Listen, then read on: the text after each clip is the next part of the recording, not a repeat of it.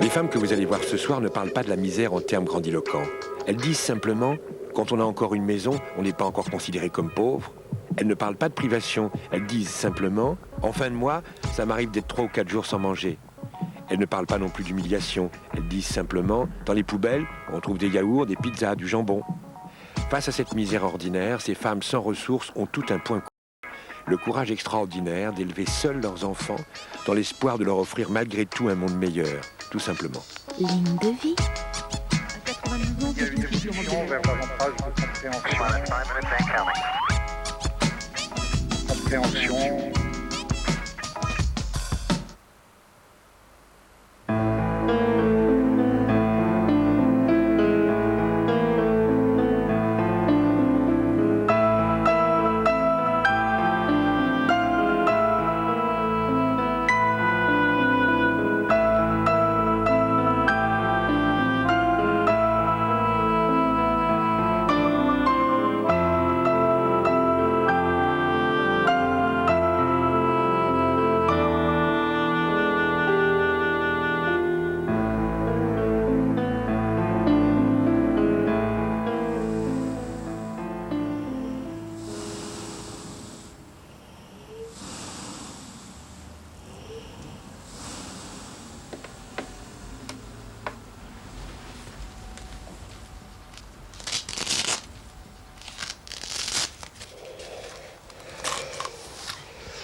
Je vis grâce à mes enfants. Je vis pour mes enfants. Si j'avais pas d'enfants, je crois qu'il y a longtemps que je serais plus loin. Moi, je peux plus travailler des journées complètes avec mon handicap. Je peux travailler qu'à mi-temps. Donc déjà, financièrement, je suis beaucoup diminuée. Oui, mais vous êtes handicapé, vous travaillez à mi-temps, puis vous avez 50 ans. Ça, c'est une tare, hein. D'avoir 50 ans, il ne faut pas les avoir. Quand on n'a pas un boulot régulier, qu'on n'a pas d'argent, tu te lèves le matin, tu vois, ces 4 petits qui te regardent, en disant, maman, j'ai faim. Bon, c'est vrai que là, c'est dur. Puis, c'est des enfants, ça te ramène aussi des joies. J'aurais pas pu concevoir ma vie sans enfants. Si je serais refaire, j'en aurais peut-être pas autant, j'en aurais peut-être pas eu 4, en sachant que j'allais les élever toute seule. À l'époque, je le savais pas. Quand t'as un enfant qui se lève le matin, qui dit, maman, j'ai faim, maman, qu'est-ce qu'on mange, et t'as rien, je peux pas te dire ce que ça fait. Un enfant ne doit pas avoir faim. En fait, à cette époque-là, moi, j'en voulais pas mon entier, j'en voulais à moi. Parce que pour moi, si je les avais faits, je devais les assumer. Et je m'en voulais à moi parce que j'arrivais pas à assumer mes enfants. Tandis que maintenant, j'ai vieilli, j'ai mûri, je m'en veux plus à moi. Parce que je me dis que moi, j'ai fait ce que je pouvais faire. Maintenant, j'en veux à la société. Moi, je m'en veux plus. Il y a longtemps que moi, j'ai fait la paix avec moi-même. Il y a en France, à l'image de ce qu'il y a dans le monde, une montée en flèche des familles monoparentales avec pour unique chef de famille la mère. Le Nord, avec ses énormes difficultés économiques, n'échappe pas à la règle, car là où il n'y a pas d'argent, il y a souvent séparation. La conséquence de ce phénomène est l'augmentation du nombre de mères et d'enfants vivant dans la pauvreté et, à défaut, dans un appauvrissement permanent.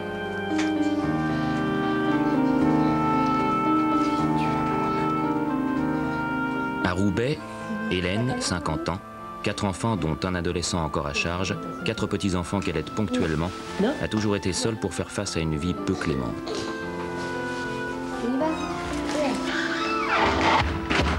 Handicapée, sans travail, Hélène veut pourtant croire qu'elle a sa place quelque part.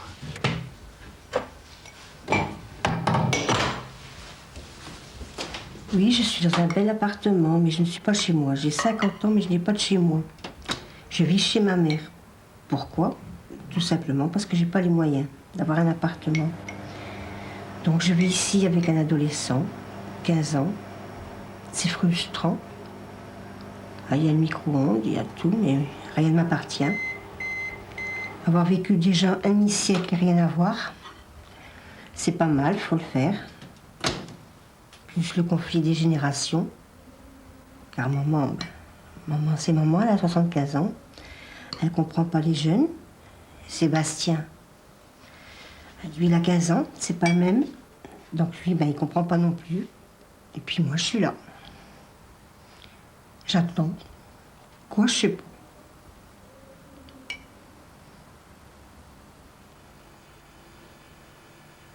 Le courage, je suis obligée de l'avoir. Cet enfant, je l'ai. Je l'ai fait, je l'assume. Une colère, oui, parce que j'en ai marre de vivre comme ça et j'en ai marre que mon enfant ne soit pas heureux. Ça me révolte. Je ne demande pas grand-chose, je demande simplement du travail, assez de travail pour pouvoir vivre décemment, c'est-à-dire vivre normalement, c'est manger, avoir un logement et au moins pouvoir se payer un cinéma. Moi, j'ai 50 ans, depuis 50 ans, la seule robe que j'ai achetée, j'en ai acheté qu'une. Les autres robes que je mets, c'est les habits que j'ai à ma mère. Je peux pas dire mieux.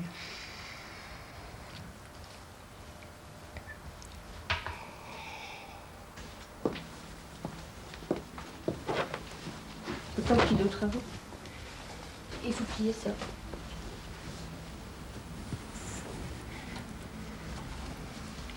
J'accepte pas la défaite et j'essaie par tous les moyens de m'en sortir. C'est vrai que je ne retrouverai pas du travail vu mon âge, ceci, cela, mais je sais pas comment je vais faire, je sais pas ce qui m'arrivera, mais je veux m'en sortir pour mon gosse. C'est pas moi qui les ai conduits, c'est Christophe. Je veux pas laisser tomber. Je baisserai pas les bras.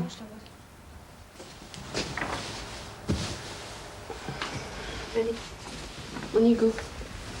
Ma grand-mère, elle a toujours été toute seule aussi. Quand ma mère n'était pas là, c'est ma grand-mère qui était là. Et on n'a jamais été toute seule, quoi. Moi, personnellement, ça m'a pas manqué, papa. Si je vais de côté. On a beaucoup vécu avec ma grand-mère et tout. Et pour moi, j'étais heureuse. J'étais bien. J'étais vraiment bien. Bon, ma mère, elle a toujours eu la pression de ne pas nous donner ce que nous, on voulait. Mais nous, ce qu'on avait, c'était la maison, l'amour, puis c'est bon.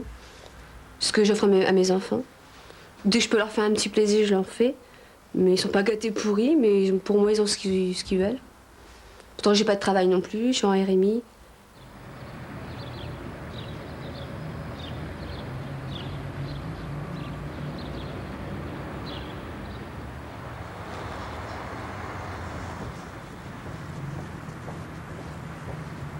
Je fais mes courses en début de mois parce que c'est à cette époque-là que je touche le RMI. Je fais mes courses en supermarché parce qu'il n'y a pas de marque. Donc c'est beaucoup moins cher par rapport aux grandes surfaces où là, je ne peux pas y aller.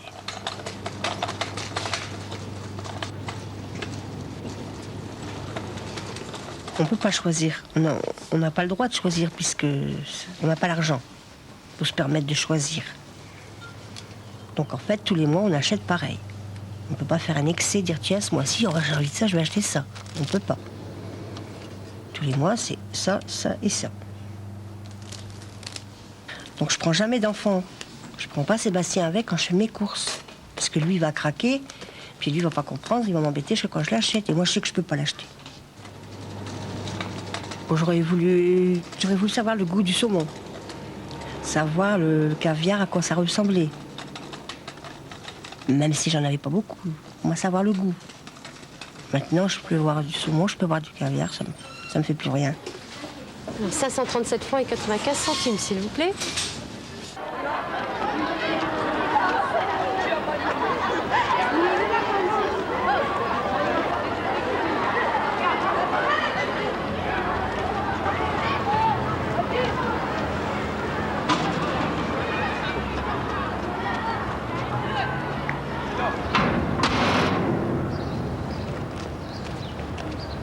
Nous sommes à l'association des parents d'élèves du collège Anne-Franck.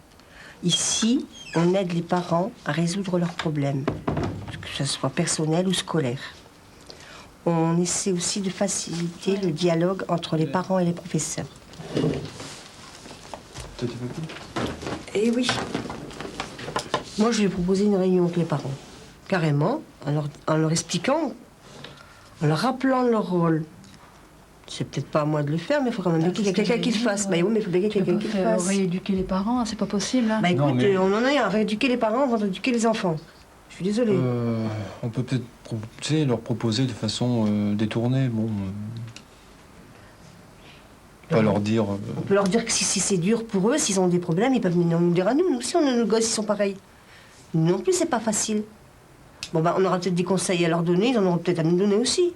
Moi, tant que je saurai qu'il y a des enfants qui seront faim et que les parents ne viendront pas me voir en disant j'ai faim, je n'arrêterai pas. Jusqu'au dernier, j'irai le chercher.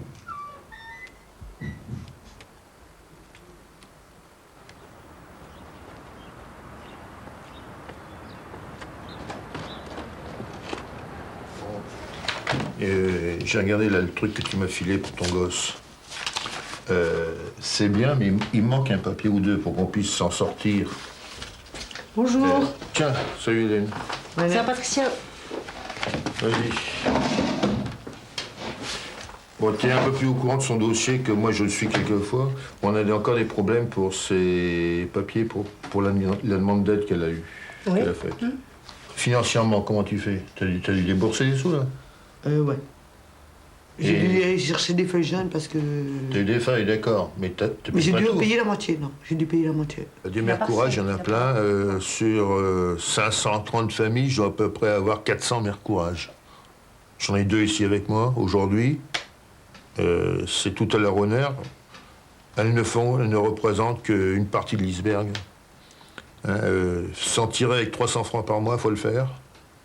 Faire vivre 8 personnes avec 300 francs par mois, il faut le faire. Et quand on peut faire quelque chose, nous, institutions, pour que ce soit pas 300, mais que ça devienne 400, 500, 800, c'est normal de le faire. Ça fait partie de notre travail.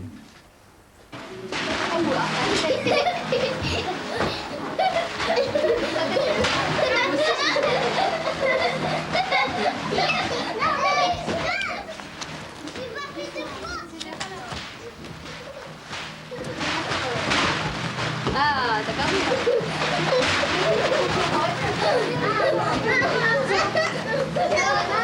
Vas-y, je vais l'attraper.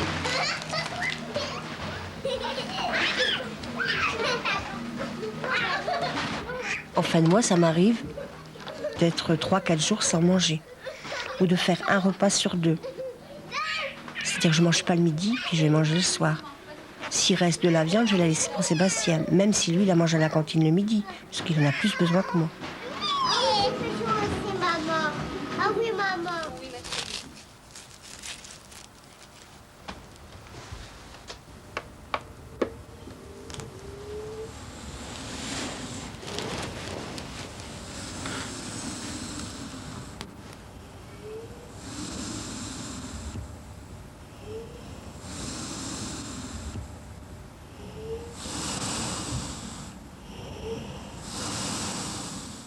À quelques rues de là, Patricia connaît bien les combats d'Hélène, avec en plus une bataille bien à elle, celle qu'elle mène depuis des années contre l'alcool. À 38 ans, Patricia a déjà été veuve, remariée, divorcée. Aux 4 enfants qui lui restent à charge, elle aimerait donner plus. Mais plus, sans diplôme et sans emploi, ça n'est pas possible. Alors elle se bat pour celles qui sont encore sur les trottoirs de l'ivresse. Et là, c'est la fontaine de mon fils Aurélien, parce que j'ai perdu un fils.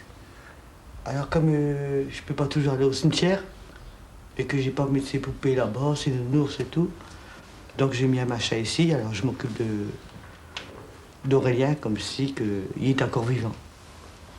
Il est mort de mort subite, nourrisson. Quand je l'ai perdu, c'était son anniversaire, c'est 2 mois d'anniversaire. Et je buvais encore. J'aurais pas bu, il serait encore vivant. C'est pour ça maintenant, j'ai arrêté l'alcool comme ça, j'aurai plus de problème quoi. Je garde mes enfants, je suis toujours là à côté d'eux.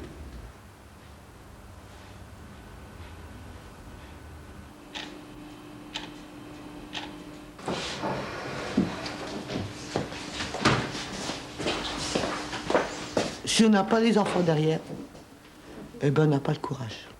Parce qu'on a toujours des problèmes sur cela.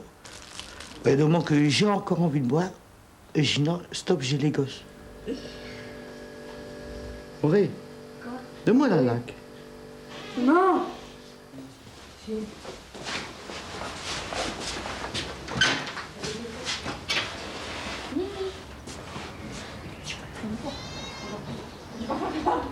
La porte, ça se ferme.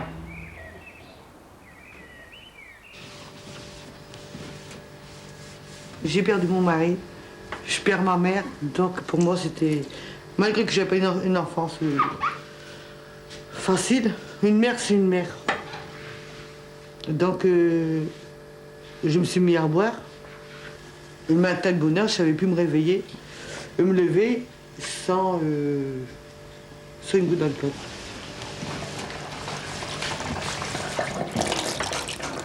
Avant, quand j'avais bien bu, ou alors que j'étais en manque d'alcool, et je frappais surtout. Mais même, je savais pas que je frappais sur les enfants. Donc j'avais des coups, et après, quand ils pleuraient, j'ai dit qu'est-ce qu'il y a? Et ben, j'ai dit qu'est-ce que t'as fait? Ils avaient une marque, elle avait un bleu.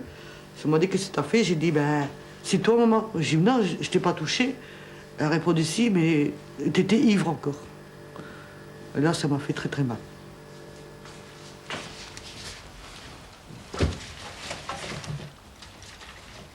Pour faire un gros paro, vous coupez tous les poireaux en petits morceaux. Avant, comme étant je buvais, moi les enfants ils avaient faim, je m'occupais pas d'eux. Bon, j'ai dit ben, il y a à manger tout ça, il y a des gâteaux, il y a vraiment tout de suite c'est bon. Bon, et maintenant on m'a dit que je pouvais avoir une tutelle. Bon ben je sais que j'ai autant par semaine avec la tutelle, donc automatiquement j'ai toujours la réserve. Comme maintenant je bois plus, donc maintenant les gosses ils ont tout. Ils ont retrouvé leur maman souvent, ils disent maintenant t'es une maman. Et j'ai dit pourquoi? J'ai souvent, ben, pourquoi je ne suis pas une mère? Elle dit non, avant t'étais pas une mère. Ils ont retrouvé une mère comme j'étais avant, comme ils m'ont connue au début. Et ça que c'est génial. Et maintenant je donne un coup de main aux autres personnes, puis ils ont des problèmes quoi.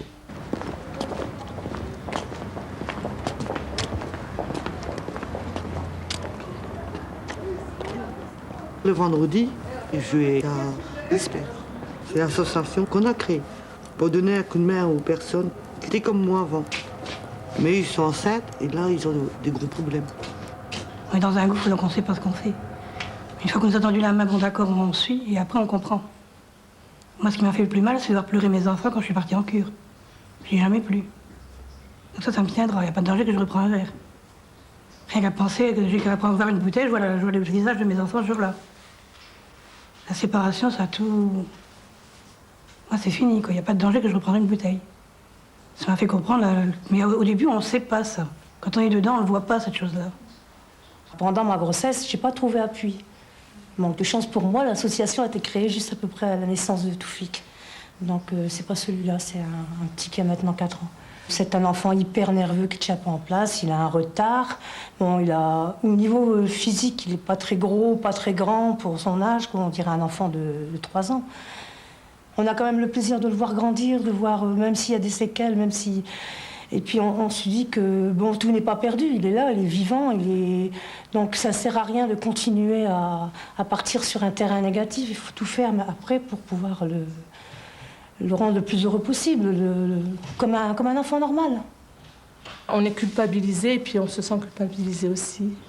Et à la fin, on a une force. Et à la fin, oui, on a une force et puis on essaie de racheter cette faute, quoi. Donc tout en faisant le cheminement de l'enfant qui est handicapé correctement. Et on regagne tout, hein, même autour de soi. Hein. Puis on revit, on existe au moins. La solidarité des campagnes n'a rien à envier à celle des grandes villes, sauf qu'ici, la misère est moins visible. Ici, si les mères en difficulté ont encore un toit, une voiture, vestige d'un passé plus glorieux, leurs placards sont vides. Dans le Loir-et-Cher, la vie d'Annie a basculé avec le départ de son époux. Proche de la cinquantaine, il lui faut se battre quotidiennement avec un budget nourriture de 0 francs pour ses 3 filles. Par où je suis passée, j'ai eu énormément de courage. Je suis une maman de 5 enfants. Il s'avère que j'ai été mariée, bon, j'ai été heureuse. J'étais mariée 21 ans de temps. On a fait construire et puis en faisant construire, je pense que c'est là que le mariage a commencé à dépérir un peu. Les enfants grandissent, le mari commence à s'éloigner et le mari s'en va, quoi. Alors voilà, ça fait déjà 6 ans et demi que je galère. C'est très dur parce que je ne vis avec rien. J'ai ramassé des glands, j'ai travaillé de nuit, je fais de la petite couture à la maison, je vais au restaurant du cœur, je vais aider une petite grand-mère qui est encore plus pauvre que moi. Alors on s'aide ensemble. Et puis je pense que j'ai cette force parce que il y a plus malheureux que moi. Voilà. Moi, j'espère que ça continuera pas tout le temps parce que de ne pas avoir de chauffage et puis d'eau chaude, c'est pas très la joie. C'est pas la joie du tout. Non.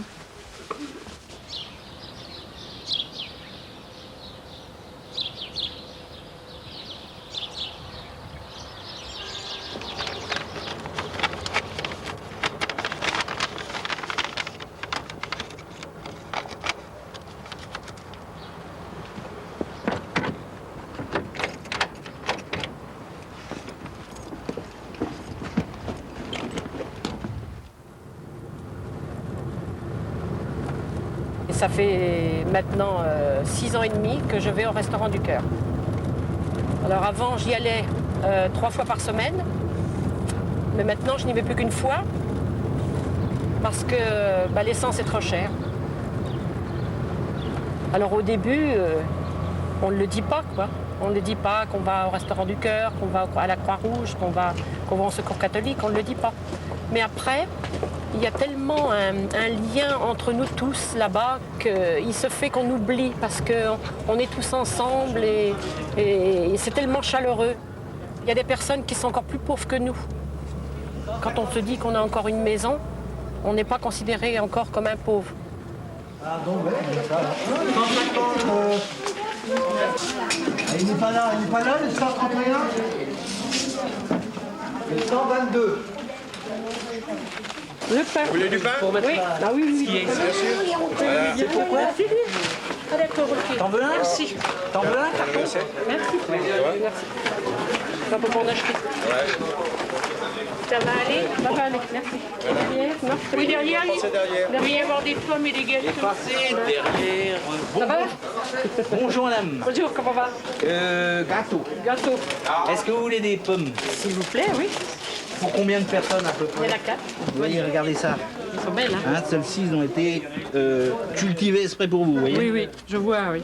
Voilà. Merci. Ça vous va comme ça? Ça va, merci. C'est bon? Oui, c'est bon. Très bien. Ça va faire une bonne compagnie. Pardon? Doucement, tu m'as dit. Non, non, non, il Voilà. drague pas. Non, non, il drague pas. On fait ça en cachette. Allez, bonne journée. Allez, au revoir. Bonne journée, merci, j'en ai trop.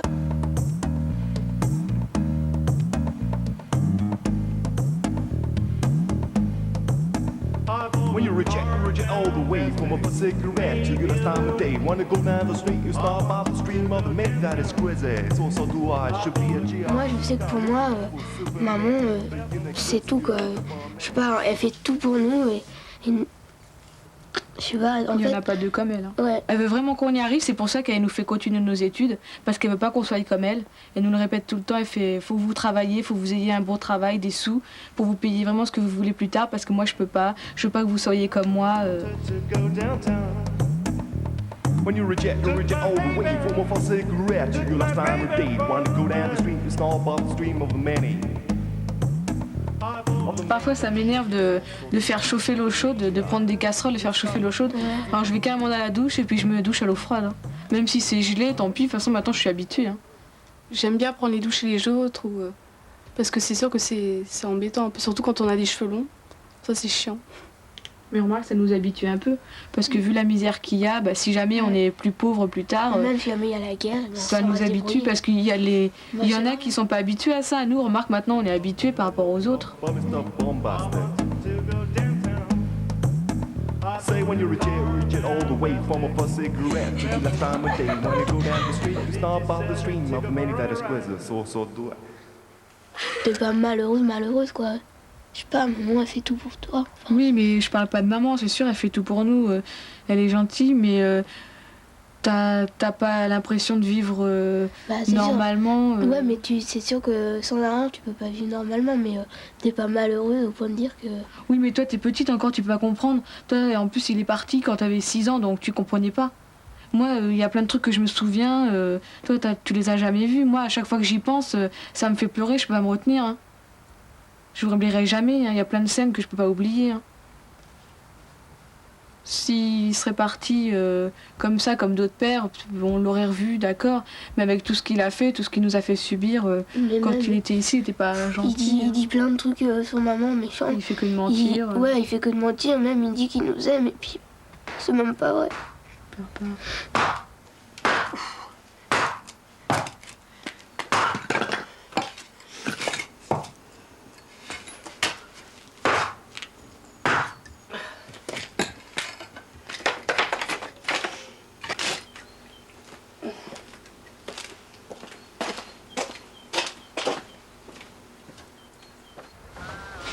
Alors, je ne repasse plus mon linge parce que je ne peux pas dépasser 350 francs par mois. Alors, si je les dépasse, je ne pourrai plus payer ce que j'ai à payer. C'est-à-dire, il me reste peu pour pouvoir vivre. Moi, je me prive énormément de tout. Ce qu'il y a, c'est que, bon, c'est vrai que j'ai une maison, mais ma maison me coûte énormément cher en crédit. Alors, cette solution, elle est comme ça depuis 6 ans et demi, quoi. Elle est privation, puisque si je n'avais pas fait ce que je fais là, eh bien, on ne serait plus dans cette maison. On ne serait plus dans cette maison. Voilà. Ça, c'est à Miss Émilie. On va ranger ses affaires après. T'as Hélène.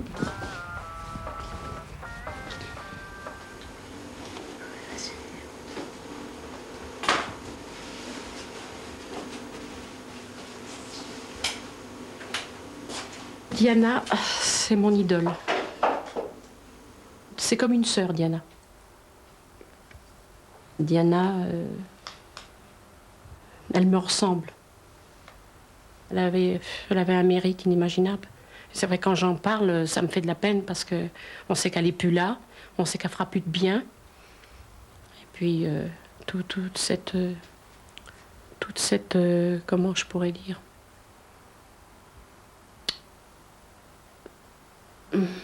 comment je pourrais exprimer ça?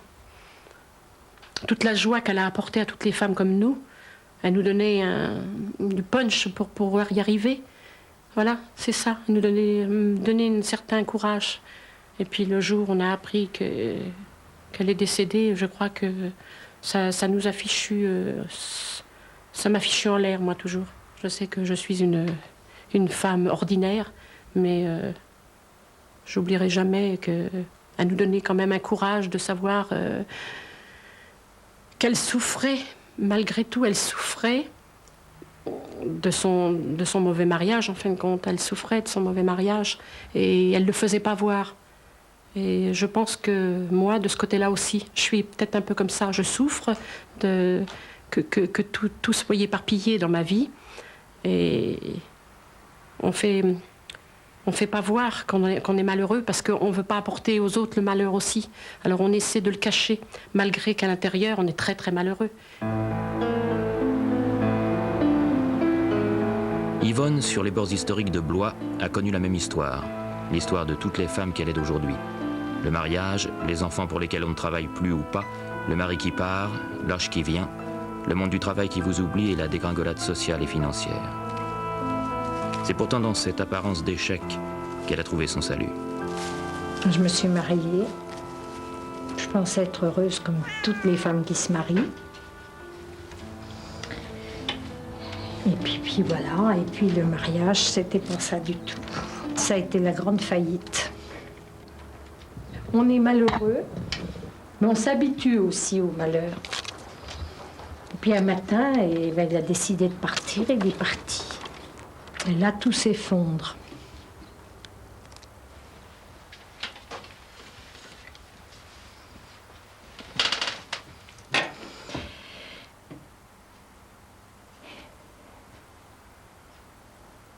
La rupture, c'est quelque chose de très, très difficile.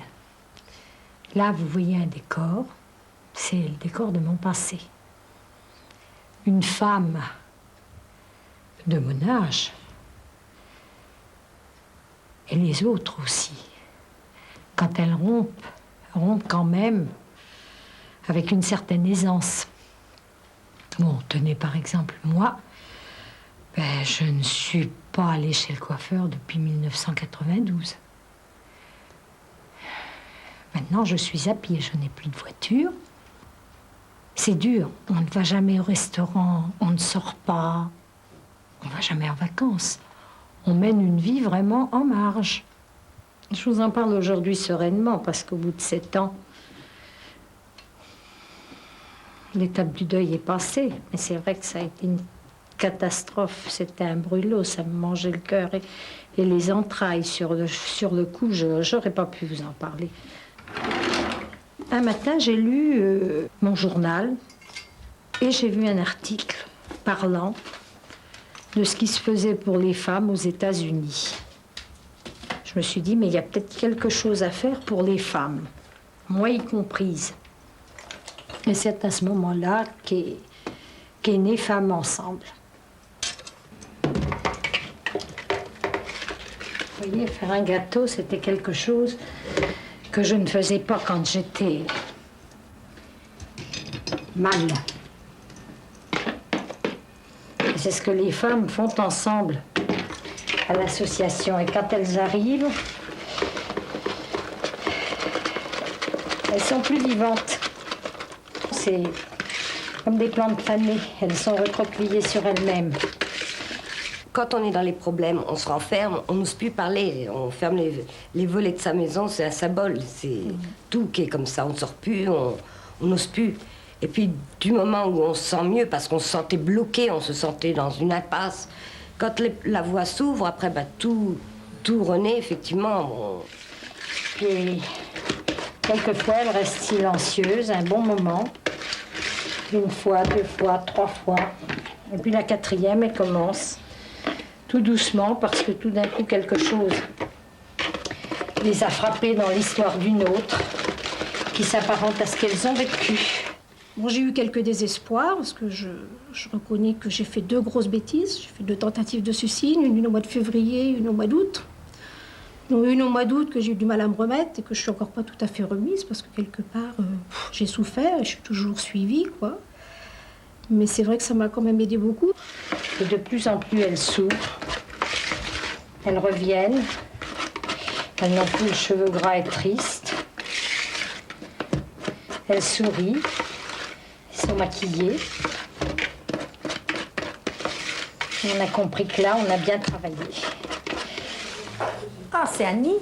Bonjour Annie. Ça va, Annie? Ça va, merci. Bonjour. Alors, c'est Annie qui vient nous voir. Elle ne sait pas très bien ce qu'on fait aujourd'hui, là, parce qu'elle arrive. Oui. Mais bon, on est en train de parler des problèmes des mamans, du courage des mères. Et puis, ben, vous avez peut-être quelque chose à dire à ce sujet. Je pense que j'ai cette force parce que il y a plus malheureux que moi. Alors, la force que j'ai, c'est que j'aime énormément mes enfants. Voilà. C'est logique. Heureusement qu'il y a les enfants. Voilà.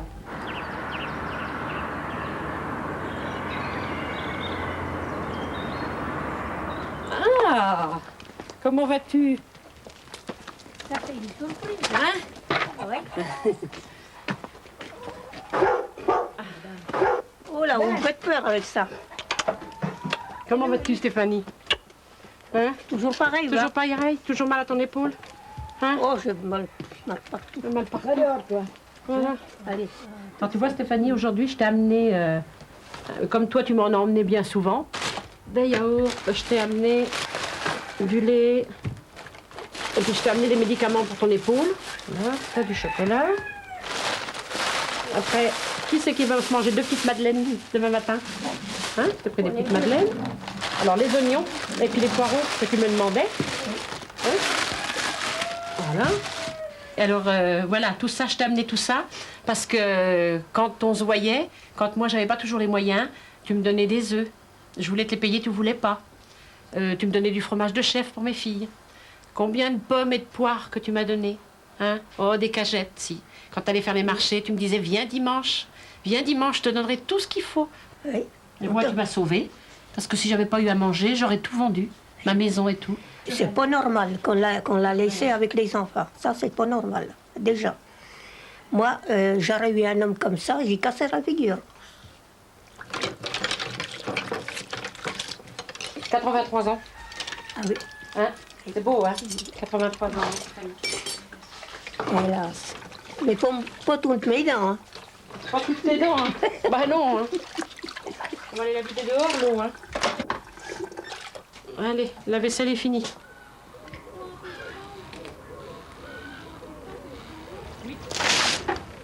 C'est bon, c'est fini. Je me suis chauffée cet hiver grâce au bois de Stéphanie. Et c'est une donation qui m'est très chaude. Hein. Voilà, ça va être bon. Et il y en a pour combien de temps? Là, 2 jours. j'en ai pour 2 jours. 2 jours. 2 jours? Oui, 2 jours, 3 jours. Oui. Oui. Le soir surtout. Pour le soir. Quand je vois Stéphanie, quand je pars d'ici, je suis plus gaie en rentrant chez moi. Voilà, ça aussi, c'est énorme. Parce que je vois Stéphanie dans la misère. Moi, financièrement, pour moi, j'y suis, parce que j'ai pas toujours l'argent pour pouvoir acheter à manger. Mais lorsque je repars de Stéphanie, eh bien, je suis riche.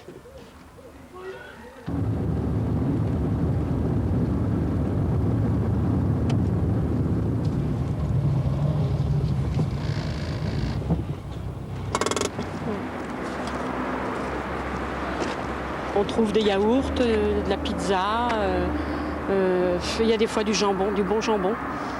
Mais là, bon, ben, ils sont bouclés. Dans la journée, un petit peu plus tôt, ils sont ouverts. Je suis venue trop tard. Ils sont trop tard, c'est fermé. On a le cœur qui palpite quand on fait des choses comme ça. Mais bon, bien, quand je peux avoir, moi, ça me fait ça... J'achète pas pendant ce temps-là puisque je ne peux pas acheter. Donc, quand je peux avoir un peu de jambon, la dernière fois, j'ai eu du jambon. Du bon jambon de Bayonne jeté, ça fait de la peine. Alors bon, mais là, il est trop tard, je ne veux pas aller en faire un autre. Je ne peux pas appeler ça du courage. Une sacrée volonté de vouloir y arriver, surtout. Parce que le courage, j'en ai toujours eu. Vous voyez, pour venir jusqu'ici, il faut avoir du courage. Le courage, oui. Voilà, bon, ben ce soir, hein, les pizzas, il n'y en a pas. Pas de pizza. On va aller demander ailleurs.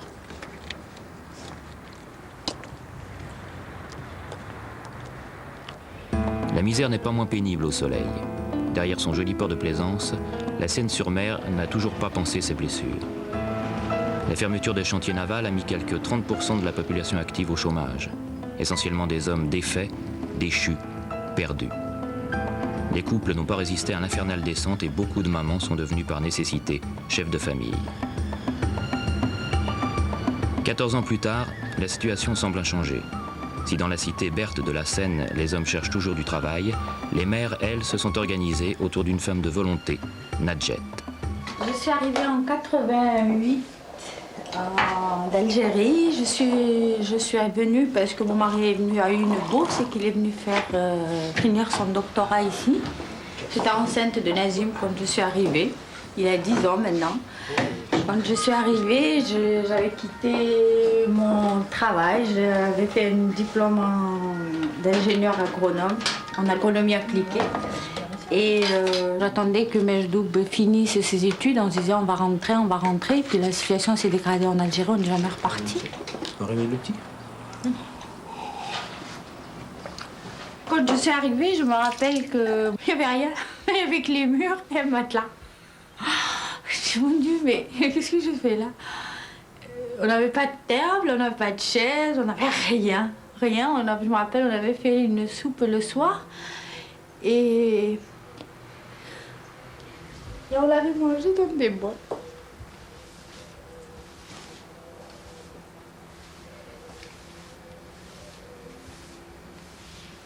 En guise de table, j'avais rien, j'avais ma valise.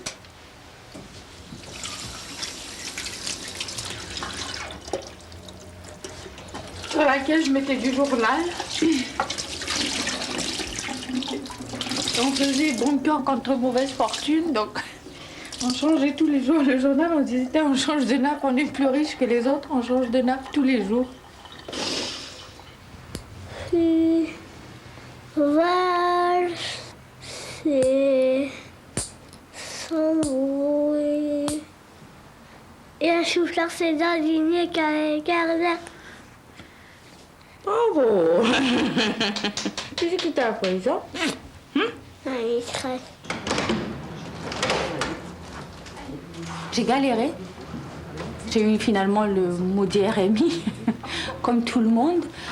Il me disait que j'avais 2 bras, 2 jambes, il fallait qu'il me serve à quelque chose. On compte pas?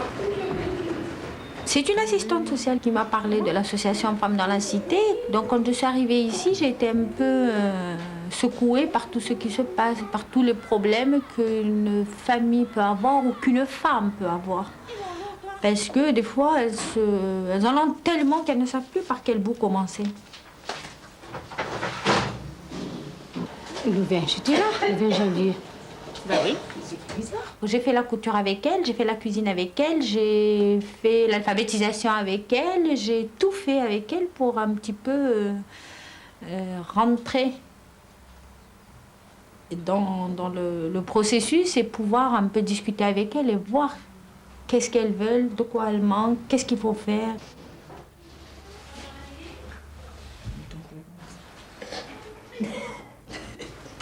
« 128, on va mettre le centimètre en 2. En fait, l'association a été créée comme lieu d'échange pour les femmes. Et le fait de venir ici, de voir d'autres personnes, ça leur ouvre un tas de possibilités. C'est comme l'atelier cuisine, il a été créé parce qu'on s'est rendu compte qu'on n'arrivait pas à atteindre certaines femmes en alphabétisation, on ne les atteignait pas en couture, donc il fallait qu'on trouve encore un autre atelier pour les ramener à l'association. Et ça a été un succès fou. C'est grâce à l'association que j'ai réussi à m'en sortir et grâce aux femmes. J'ai conscience que je leur dois beaucoup et je me battrai pour elles jusqu'à ce que j'arrive à sortir ce que j'ai envie de sortir. Rentre là, mais à l'intérieur. Hein. Très bien. Chaud. Chaud. Très bien, c'est un peu mieux hein, que la dernière fois. Très bien, donc elle porte des... sur la table. Sur la table. Là, va. Il y a beaucoup de femmes analphabètes dans la cité. À la limite, on n'a pas fait de publicité, c'est beaucoup le bouche à oreille qui a fonctionné. Et les femmes, en septembre, elles viennent s'inscrire pour apprendre à lire et à écrire. Venir, alors qu'elles n'ont jamais été à l'école dans leur pays, venir pour essayer d'apprendre à lire et à écrire, c'est fabuleux. Et les enfants en sont fiers. Les femmes qui gravitent autour de Nadjet ont en commun un certain sens de l'histoire et un sens certain du courage. Elles savent que rien ne se fera sans dialogue. Véronique en fait partie. Mariée de force à un vague cousin, elle doit quitter famille, pays, continent, pour arriver ici où on lui dit que sa peau sent mauvais. Il y aura les hivers, les coups du mari, les maternités qui se succèdent et un jour, le courage de claquer la porte. Aujourd'hui, Véronique assume et s'assume. Dis-moi Véronique, je suis venue te voir parce qu'il faut que tu viennes m'aider vendredi. Oui. Tu n'oublies pas. Non, j'ai l'habitude. Je fais la cuisine et je veux de l'aide. Bien sûr, tu sais que j'ai l'habitude de venir. Hein. Dans mon ménage, j'ai trop souffert. Mon mari, il était gentil, je manquais de rien. Mais il était jaloux. Des coups, il me frappait pour un oui, pour un non. Il était enceinte de 8 mois.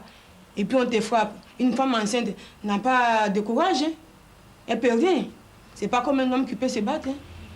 Parce que le courage pour quitter le mari, c'est pas toutes les femmes qui peuvent le faire. Si moi j'ai pu dire non aujourd'hui à la souffrance, je ne peux pas détailler le pourquoi. C'est pas du tout facile dans une culture comme la mienne ou comme celle de Véronique de partir. Donc si elle a pu partir et faire tout ce qu'elle a fait, c'est qu'elle a beaucoup de courage. De dire tant pis, je vais partir, j'ai 5 enfants, mais j'arriverai toute seule.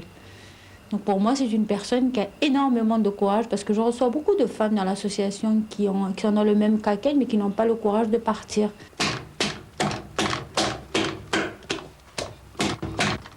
Bon, Véronique, je dois y aller parce qu'on a besoin de moi à l'association, mais je vais essayer de revenir ce soir. Bon, au revoir, à tout à l'heure.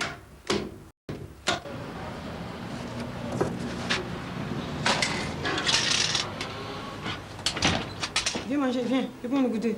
Touche pas. Viens, viens. Je peux pas le goûter, allez. J'étais enceinte de 8 mois quand mon ex-mari m'avait battu. Tu veux pas? Alors depuis ça, quand Yannick était né, je pensais que il va parler comme les autres. Mais à un an et demi, je ne vois pas venir la parole. Alors je me disais, mais c'est pas normal. Dans ma famille, il n'y a pas tout ça là. Mais moi, je dis toujours que mon enfant, il va parler. J'ai du courage. Mais il ne faut jamais se laisser aller. Parce qu'on a un enfant handicapé ou un enfant mongol. Il ne faut pas avoir honte de ça. Si on pouvait acheter les enfants comme ça, qui va l'acheter? Personne. Mais comme c'est bon Dieu qui a donné cet enfant-là, même qu'il est mongol, qu'il est handicapé, qu'il est troublé, mais un jour viendra, il parlera à cet enfant.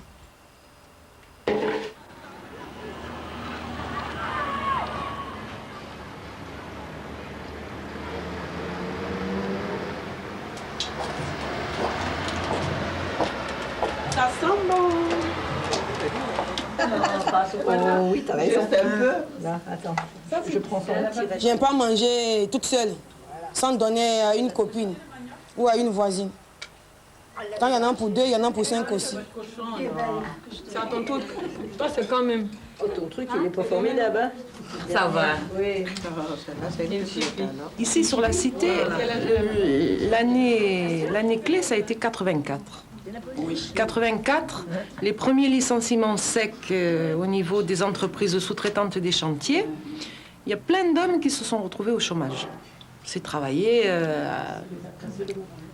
sur les chantiers navals et ils se sont retrouvés au chômage sans rien du tout, sans reconversion, sans rien. Et depuis 84, ils galèrent. Et c'est là qu'on a vu se lever les femmes, hein, parce qu'il fallait bien réagir à un moment donné. Et c'est les femmes qui ont trouvé du boulot. Parce que dans la cité, il y a beaucoup de femmes qui divorcent. Et il y a des hommes, des fois, ils se disent, bon, ben, j'ai divorcé avec ma femme, même qu'elle a 2, 3, 4, 5 minots. Une fois qu'il est parti, c'est fini. Il ne regarde plus derrière lui. Elle se débrouille avec les minots. Et il y a beaucoup de cas comme ça dans la cité. Bon, ben, qu'est-ce que vous voulez que la bonne femme, elle fasse? Elle est obligée de faire face aux deux rôles, du rôle du père et du rôle de la mère. Je vis seule avec mon enfant qui a 7 ans. Donc, pour moi, que le père soit là ou pas, l'enfant, il connaît que moi. Il voit son père de temps en temps, mais il n'y a que moi.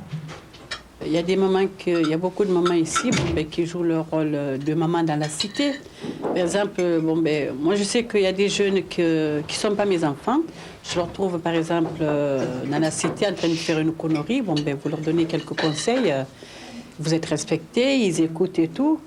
Alors, on les prend un peu comme les nôtres. Parce que de toutes les façons, ils sont tous là, ils ont grandi ensemble et tout. Mais on en revient dessus.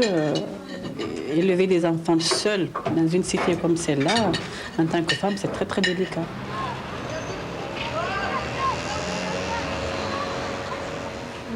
Je trace le centre du cercle de centre. Et toi, ça va? C'est qui? Je t'en sors ou tu veux qu'on t'aide? Non, ça va? Eh ben, c'est-à-dire que la longueur c'est égal à la longueur AB. Donc tu dois mesurer AB. Le son? Ça va, maman, est-ce qu'elle vient ici? Qu'est-ce qu'elle fait? La couture. Quoi encore? La cuisine aussi. Quoi encore? Je sais pas. Tu sais pas? Moi, je vais te le dire, moi, elle fait de l'alphabétisation, ta maman. T'en es fière? Bien sûr. Elle sait lire tes bulletins maintenant. Ah non, c'est t'as fait zéro. Très bien. Moi, j'ai eu 18 et demi. Je suis arrivée ici en 92, je connaissais personne, je connaissais rien du tout. Et là, il y a quelqu'un qui m'a dit, viens, tu vas à l'association, tu vas apprendre. Et depuis ce jour-là, je suis avec eux, je suis bien. Moi, femme dans la cité, quand je viens ici, c'est pareil comme si je rentre chez moi à la maison. C'est comme une deuxième maison pour moi.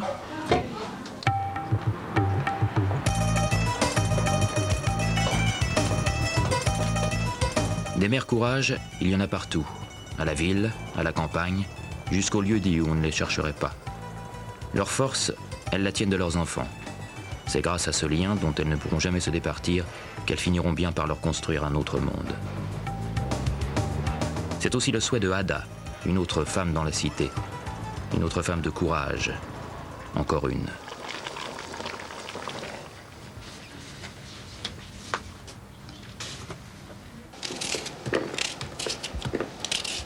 J'ai quitté mon ex-mari. Je suis divorcée avec lui et je suis ici. Chez moi, de mon origine, c'est très, très, très dur. Pour prendre une décision comme celle que j'ai prise, moi. Moi, quand je veux faire quelque chose, je le fais. Je ne m'arrête pas et je ne recule pas. Je le fais directement.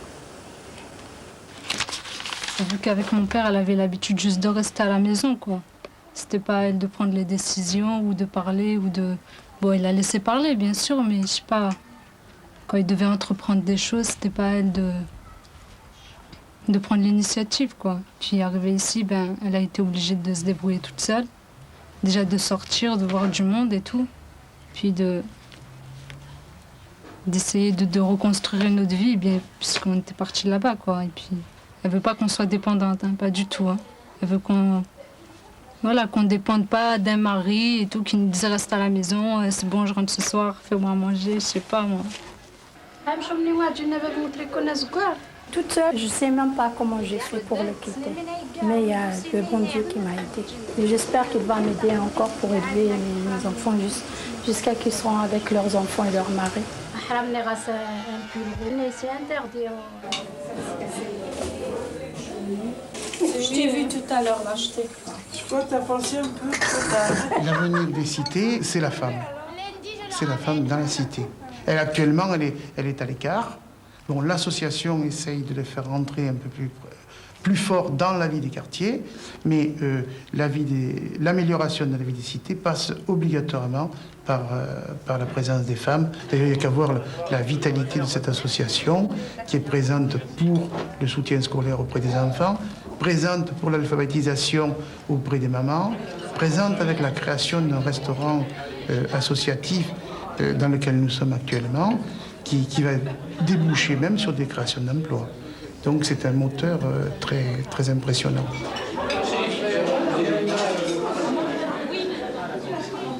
Je me sens bien le soir quand je rentre. J'ai aidé quelqu'un, oui, ça me dit waouh, j'ai réussi aujourd'hui.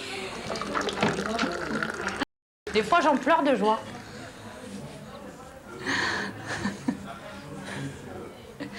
Regarde pas toi. Elle va pleurer déjà maintenant. Tourne qu'on voit les larmes dans tes yeux. Si mon Dieu, elle rit, elle pleure. Regarde, je te le dis. Montre, montre.